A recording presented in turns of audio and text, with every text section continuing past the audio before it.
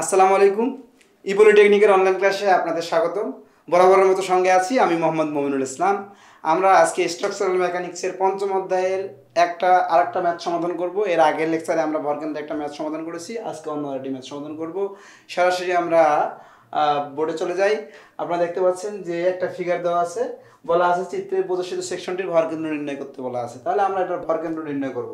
লক্ষ্য করবেন এখানে কিন্তু আমি যদি এই ম্যাথটা সমাধান করি, আমার আর এই বইয়ের মোটামুটি আমার ভরকেন্দ্র সম্পর্কে আর যে বাকি ম্যাথগুলো আছে, যদি এটা বুঝতে পারেন তাহলে মনে হয় বাকিগুলো করতে পারবেন ইনশাআল্লাহ। আপনারা একটু মনোযোগ সহকারে খেয়াল করবেন। এখানে আমার একটা সেকশন দেওয়া আছে, যদি একটা না, দেখেন একটা সেকশনের ভিতরে অনেকগুলো সেকশন দেওয়া আছে। এখানে লক্ষ্য করবেন এখানে সেকশন দেওয়া আছে। প্রথমত দেখেন, যদি আমি এটাকে পুরোটা কল্পনা করি তাহলে একটা আয়তক্ষেত্র, মাঝখানে দেওয়া আছে একটা বৃত্ত, আর একটা দেওয়া আছে আমার হচ্ছে ত্রিভুজ। ঠিক আছে, তাহলে সমকোণী ত্রিভুজ একটা দেওয়া আছে, একটা বৃত্ত দেওয়া আছে, একটা আয়তক্ষেত্র দেওয়া আছে। তাহলে কয়টা হয়? প্রথমত যদি আমি এটাকে কল্পনা করি, এটাকে ধরলাম আমি 1, এটাকে ধরলাম আমি 2, এটাকে ধরলাম আমি হচ্ছে 1 2 3। তাহলে আমার তিনটা সেকশন, একটা দুইটা তিনটা, এই তিনটা সেকশন থেকে আমরা সমাধান করব। আগের লেকচারের মতো আমরা কিভাবে করব? আমরা প্রথমত 1 নম্বর যেহেতু সেকশন দিয়েছি, 1 নম্বরের ক্ষেত্রফল বের করব। তারপরে আবার 1 নম্বরের এক্স বার এবং ওয়াই, এক্স এবং ওয়াই অক্ষ আমরা যেটা বের করব। তাহলে আমরা এক্স অক্ষ ওয়াই অক্ষ যেটা বের করতে হবে, সিস্টেমটা হচ্ছে এরকম। ধরেন এটাকে আমি কল্পনা করলাম এক্স এবং ওয়াই, এটাকে বাউন্ডস দিয়ে রেখে দিলাম, এর ভিতরে রেখে দিলাম। তাহলে আমার 1 নম্বর সেকশনের ক্ষেত্রফল নির্ণয় করতে গেলে আমাকে কি করতে হবে? সলিউশন আমরা যাই। দেখেন a1 1 নম্বর সেকশনের ক্ষেত্রফল a1, 1 নম্বর সেকশনটা কত দূরে আছে? আয়তক্ষেত্র পুরোটা। তাহলে এখান থেকে এটা 20 আর হাইটটা দাও 14। তাহলে 20 আর 14, তাহলে 20 × 14, তাহলে 20 × 14 যদি আমি করি তাহলে আমার আসতেছে কত? একটু লক্ষ্য করবেন। আচ্ছা, 20 × 14 আমার আসতেছে হচ্ছে 280। তাহলে আমি এটা লিখলাম 280 সেন্টিমিটার স্কয়ার। তাহলে আমি 1 নম্বর সেকশন পেয়ে গেলাম। এবং এবার আমার 1 নম্বর সেকশনের আমি x বের করব, x1। তাহলে 1 নম্বর সেকশনের জন্য x1 কিভাবে বের করব? লক্ষ্য করবেন যে x হচ্ছে অনুভূমিক দিকে আর y হচ্ছে উল্লম্ব দিকে। তাহলে x বলতে কি? বাউন্ডারি y, এটা বাউন্ডারি y দিয়ে দেখছি আমি। y থেকে কত দূরে অবস্থান করছে? যেহেতু আয়তক্ষেত্র, আমরা আয়তক্ষেত্রের ক্ষেত্রে জানি হচ্ছে কি জানি, এটা হচ্ছে b আর হাইটটা হচ্ছে d। তাহলে b/2, আয়তক্ষেত্র হয় b/2। b বলতে প্রস্থ, প্রস্থ কত? 20। তাহলে 20 এর অর্ধেক 2, তাহলে 10 সেন্টিমিটার। আমরা এটা পেয়ে গেলাম। তাহলে x1 পেলাম। এবার আমরা লিখবো হচ্ছে y1। তাহলে y1 কি হবে? y1 এর ক্ষেত্রে দেখো এখান থেকে x থেকে কত উপরে অবস্থান করতেছে, তাহলে x থেকে কত উপরে? তাহলে 14 আছে। y1 যেহেতু আয়তক্ষেত্র, আমরা জানি d/2, তাহলে d/2 = 14/2 = 7 সেন্টিমিটার। ঠিক আছে, বুঝতে পারছেন তো? আচ্ছা, এবার আমরা a2 বের করব। কি? a2 বলতে কোনটা? a2 বলতে আমার হচ্ছে বৃত্ত। আমরা জানি বৃত্তের ক্ষেত্রফল কি? πd² হচ্ছে 4। তাহলে এখানে পাই ইনটু ডি এর মান দেওয়া আছে কত? ডি এর মানটা এখানে আমরা ধরে নেই একটা ডি এর মান ধরেন 7 সেন্টিমিটার এখানে দেওয়া আছে। এটা ম্যাথের মতো অবশ্যই দেওয়া আছে, এটা মিস্টেক করে গেছিলাম। এটা ধরেন 7 সেন্টিমিটার, তাহলে ডি এর মান দেওয়া আছে 7 সেন্টিমিটার, অর্থাৎ ডায়াটা হচ্ছে 7। তাহলে আমি এটা পাবো πd²/4। ডি বলতে হচ্ছে 7, তার উপরে স্কয়ার ডিভাইড বাই হচ্ছে আমার 4। এখান থেকে আমি যদি করি তাহলে আমি এবার পেয়ে যাব কি? দেখেন পাই মানে হচ্ছে 3.1416। ঠিক আছে, 3.1416 ইন্টু কত? 749 ইকুয়াল ভাগ হচ্ছে 4 সমান হচ্ছে 38.40, 38.48 সেন্টিমিটার স্কয়ার। তাহলে আমি পেয়ে গেলাম a2। এবার আমি পাবো হচ্ছে x2 বলতে কত? এখান থেকে এর মিডলটা কোথায় আছে? অর্থাৎ আমরা আগের মতো আমরা জানি কি? আমরা জানি হচ্ছে এটা থেকে এই পর্যন্ত কত দূর, আর এর মাসটা এখান থেকে তাহলে d এর অর্ধেক d/2। আমরা এইভাবে করতে পারি। অথবা যেহেতু আমার এই যে 8টা দেওয়া আছে, তাহলে 8টাকে এখানে দেখেন যদি আমি এভাবে নেই তাহলে দেখেন মাস দিয়ে আসছে, তার মানে এটা মাঝেই আছে, তাহলে 8টা দেওয়া আছে, তাহলে a2 x2 সমান সমান হচ্ছে 8 সেন্টিমিটার। আবার y2 টাও দেওয়া আছে ডাইরেক্ট, যেখান থেকে এর মাঝে দেওয়া আছে, তাহলে এর মাঝে এটা দেওয়া আছে হচ্ছে 7 সেন্টিমিটার। তাহলে আমি এটা পাবো হচ্ছে y2 = 7 সেন্টিমিটার।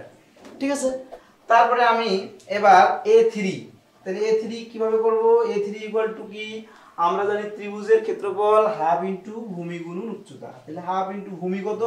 ভূমি হচ্ছে আমার 12, তাহলে হাফ ইনটু 12 ইনটু উচ্চতা কত? 7। তাহলে হাফ ভূমি গুণন উচ্চতা করলে আমি পেয়ে যাচ্ছি হচ্ছে কিসের ক্ষেত্রফল? ত্রিভুজের ক্ষেত্রফল। তাহলে ত্রিভুজটা কয় নম্বরে আছে? 3 নম্বরে আছে। তাহলে এবার আমরা পাবো হাফ মানে হচ্ছে 0.5 ইনটু ভূমি হচ্ছে 12 ইনটু 7, তার মানে হচ্ছে 6 × 7 = 42। আমার হচ্ছে এখানে a3 হচ্ছে 42 সেন্টিমিটার স্কয়ার।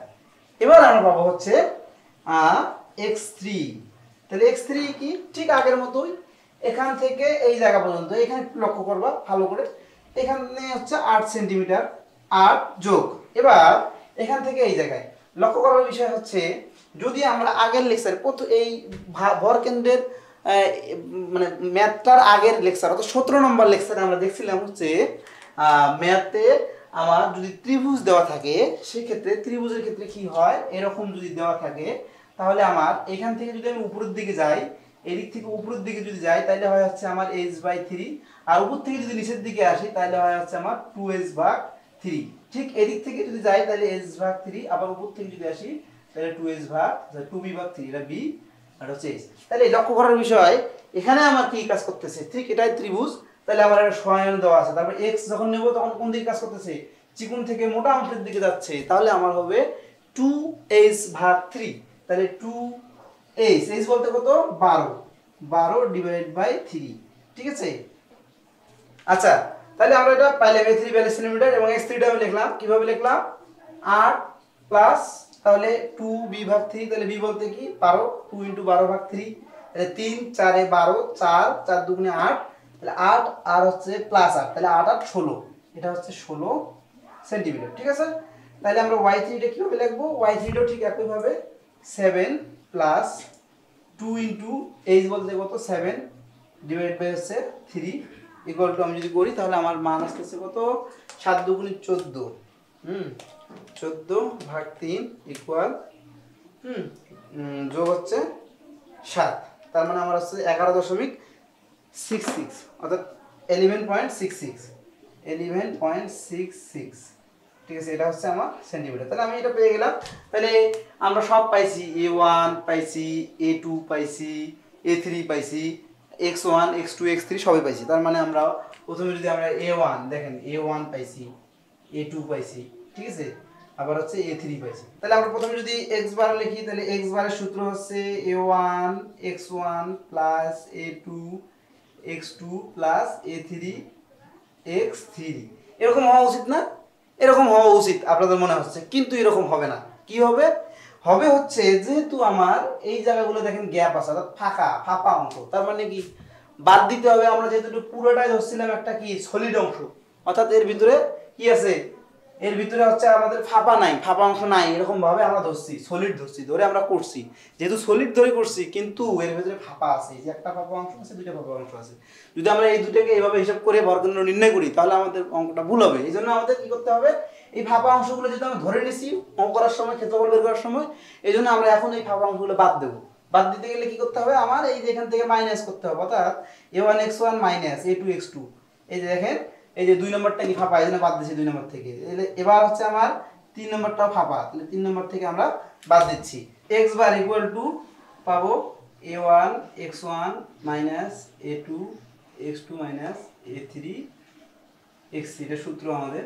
তারপরে আবার a1 minus a2 minus a3, এখানে মাইনাস দেওয়ার উদ্দেশ্য হচ্ছে এখানে আমার দেওয়া আছে ফাঁপা অংশ, এটাও ফাঁপা অংশ, কিন্তু আমরা পুরোটা সলিড ধরে করছিলাম, পুরোটা সলিড ধরে a1 বের করছি, a2 বের করছি, এই জন্য আমাদের আমরা এইগুলো মাইনাস দিলাম। তাহলে এখানে a1 কি দেওয়া আছে? আমার a1 এর মান দেওয়া আছে হচ্ছে 280, লিখে ফেলি 280 ইন্টু x1 এর মান দেওয়া আছে 10 মাইনাস a2 এর মান দেওয়া আছে 38.48, তাহলে 38.48 ইন্টু y2 এর মান x2 এর মান দেওয়া আছে কত? x2 এর মান দেওয়া আছে 7, হ্যাঁ, মাইনাস a3 এর মান দেওয়া আছে আমার হচ্ছে 42 ইনটু x3 এর মান দেওয়া আছে আমার হচ্ছে x3 ইকুয়াল টু আমার দেওয়া আছে 16, তাহলে আমি লিখলাম 16 ডিভাইড বাই হচ্ছে আমার কত, divide by a1 minus a2 minus a3, তাহলে a1 এর মান 280 লিখে ফেলি, 280 মাইনাস 38.48 মাইনাস 42 ইকুয়াল টু, আমি যদি ক্যালকুলেশন করি তাহলে আমার জিনিসটা কি আসতেছে, তাহলে 2280 into 10 minus 38.48 into 7 minus 42 into 16 equal divided by হচ্ছে first bracket 280 minus 38.48 minus 42 bracket close equal দিলে আমার মান আসতেছে 9.312, অর্থাৎ 9.32 লিখতে পারি আমি। তাহলে আমি x বার পেয়ে গেলাম হচ্ছে 9.32 সেন্টিমিটার, অর্থাৎ x বার ইকুয়াল টু 9.32। তাহলে আমরা এবার y বার লিখবো, তাহলে y বার সমান জানি a1 y1 ঠিক আছে, minus a2 y2 minus a3 y3 divide by হচ্ছে আমার a1 minus a2 minus a3, ঠিক আছে। তাহলে আমরা এখানে দেখি কি করা যায়, a1 এর মান দেখি, a1 এর মান 280 লিখলাম, 280 ইনটু y1 এর মান আগের মতো শুধু ক্যালকুলেশন, y1 এর মানটা বসে দিই 7, ঠিক আছে, মাইনাস a2 এর মান দেওয়া আছে হচ্ছে 38.48 ইনটু y2 এর মান দেওয়া আছে আমার কত, y2 দেওয়া আছে 7, ঠিক আছে, মাইনাস a3 এর মান দেওয়া আছে কত 42 ইনটু আমার y3 এর মান দেওয়া আছে 11.66 ডিভাইড বাই আমার 280 মাইনাস 38.48 মাইনাস 42। তাহলে আমরা এবার ক্যালকুলেশন করে ফেলি, ক্যালকুলেশনটা একটু ভেঙে ভেঙে করি, হ্যাঁ, তাহলে বোঝার আরো সুবিধা হয়। তাহলে 280 ইনটু 7 ইকুয়াল টু 1960, তাহলে আমরা এটা লিখে ফেলি এদিকে 1960। আচ্ছা, তারপরে আমার হচ্ছে আবার 38.48 ইনটু 7, হ্যাঁ, 38.7, তাহলে 269.36, তাহলে মাইনাস 269.36 মাইনাস এবার দেওয়া আছে 42 হ্যাঁ ইনটু 11.66, তাহলে আসতেছে 489.72, 489.72 ডিভাইড বাই নিচে আসবে হচ্ছে আমার, যদি আমি বাদ দিই 280 থেকে মাইনাস 38.48 মাইনাস 42 আসতেছে হচ্ছে 199.52, তাহলে 199.52, ঠিক আছে। তাহলে আমরা এবার 1960,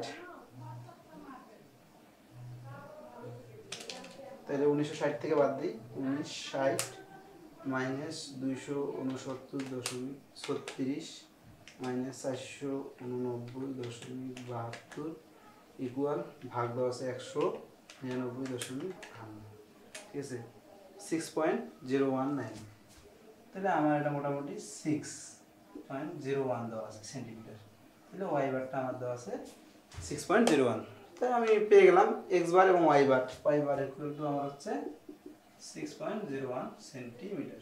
আশা করি আপনারা বুঝতে পারছেন। আর এটা একবারে ক্যালকুলেটরে আপনারা একবারে ফেলাই দিয়ে করলে আরো সহজ হবে, ভেঙে ভেঙে করতে গেলে একটু সমস্যা হচ্ছে, ক্যালকুলেটরে আপনারা ফেলাই দিয়ে করে ফেলবেন। ওকে, তো আমি আশা করি আপনারা সকলে বিষয়গুলো বুঝতে পারছেন ভালোভাবে। আর অঙ্কটা আরো সহজভাবে কিভাবে করা যায় সেই ব্যাপারে যদি কোনো কারো সাজেশন থাকে তাহলে আপনারা কমেন্ট বক্সে কমেন্টস করবেন। আর এতক্ষণ আমার সঙ্গে থাকার জন্য আপনাদের সকলকে ধন্যবাদ এবং আমাদের চ্যানেলটাকে আপনারা সাবস্ক্রাইব করবেন। ওকে, আল্লাহ হাফেজ।